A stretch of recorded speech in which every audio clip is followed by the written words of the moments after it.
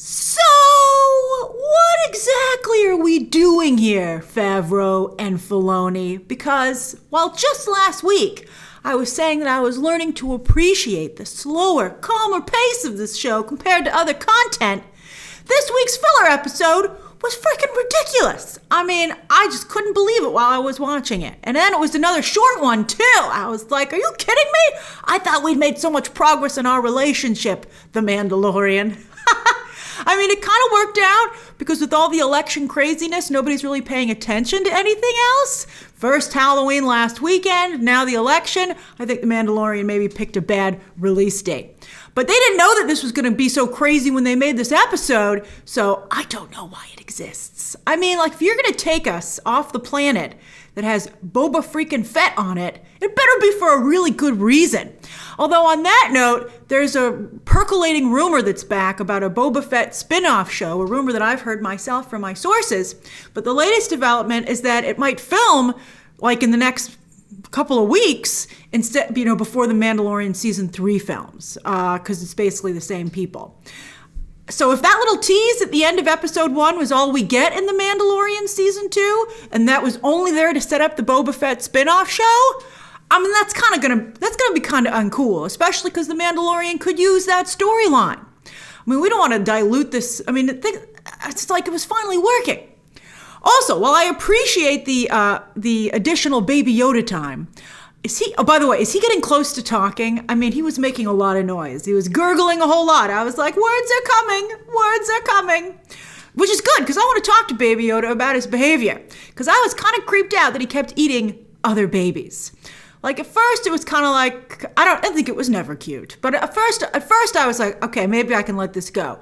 But he kept doing it, and he seemed to eat all kinds of babies. And seeing the mother clutching her eggs didn't really seem to faze him either. I was like, are you a little psychopath, right? A psychotic? Isn't that like the lack of emotion and empathy? Isn't that the defining characteristic?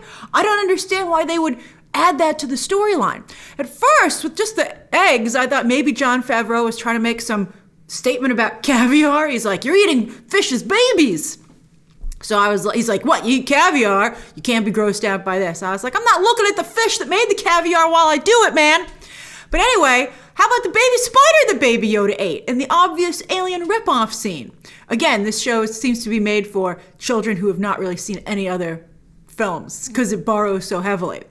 But Baby Yoda was very lucky, by the way, that there wasn't a face hugger in that egg. Baby Yoda has extraordinary luck overall, as evidenced by this episode. And I also don't understand why he still hasn't used the Force, especially when he was himself in danger. There were several instances where I thought maybe Baby Yoda wasn't going to make it. I thought that fish lady wasn't going to make it either because they had her eggs so they could, I think it would be sad but poignant to take the eggs minus the mom to the dad and be like, the father that's waiting for them, her husband, and just be like, at least your line can continue. That would have been, I guess they don't want to do it because it's supposed to be a family show. But I did kind of like when she was leaping around. I don't know. We'll talk about her more in just a moment. She's not really worth talking about that much, to be honest with you, except for the fact that I thought she was annoying. So on that note, so little was happening during this episode, I found myself with a lot of time to think while I was watching it. And here are some of the thoughts that I had. First, how many people are going to sit in that booth that Han did in the cantina? I mean, it's getting old already. It's losing its luster. I'm like, everyone sat there. Clearly, you can't go into space unless you're a highly skilled mechanic. Like, wow. Also, Mando, I think he might be too nice.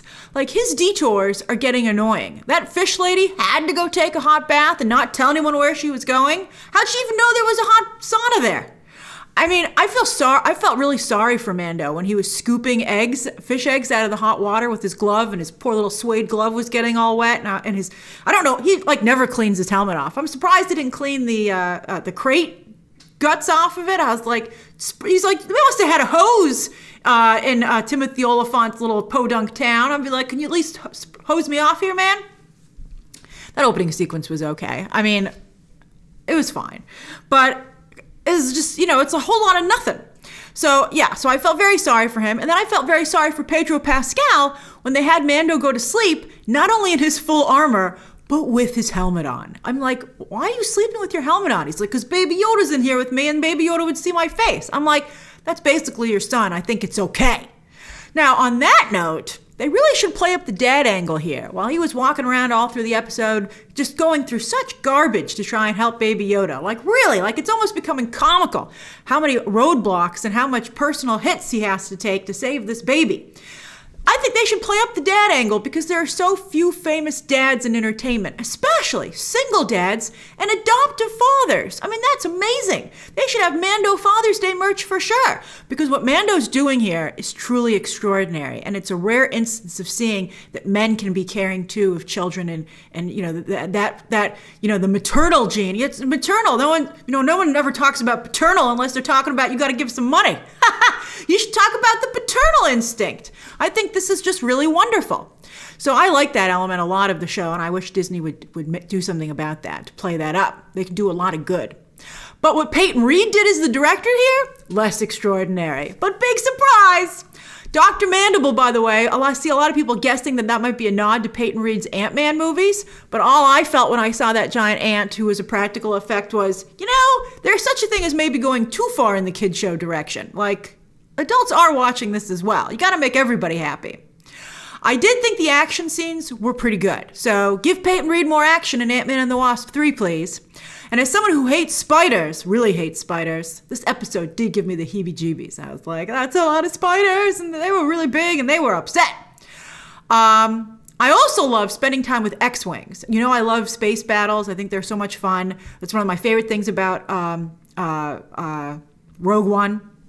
I loved it. And, again, Dave Filoni's like, hello there. So Dave Filoni was back. And then that other X-Wing pilot was Kim's Convenience actor, Paul Sun-Hyung Lee. And Disney really likes that show. Who would have thought? Canadian sitcoms are the new place for Hollywood to find talent, with Schitt's Creek and now Kim's Convenience getting so many actors into bigger roles.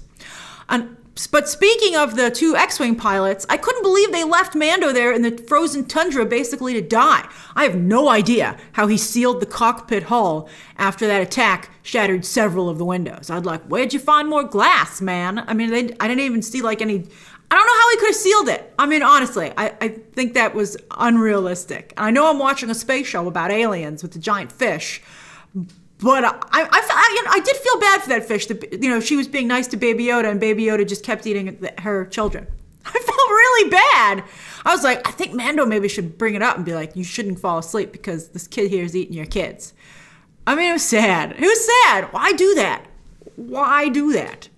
So despite some fun, exciting moments and characters that, despite their behavior, I still really like, overall, I felt this was a waste of an episode. Not even any character development. So much so that I think the experienced people making the show should know better. They should have known better than to do this. So what do you think? I mean, they have me, though. I'll be back next week. I didn't like this. I thought it was kind of mean. I didn't like it, but I guess I'll see you next week. I mean, it's so ridiculous that it's inexplicable. That's how I would describe this episode. A whole bunch of inexplicable choices across the board. So what did you think? Share your thoughts down below, subscribe today, and of course, as always, you can check out some more videos right now.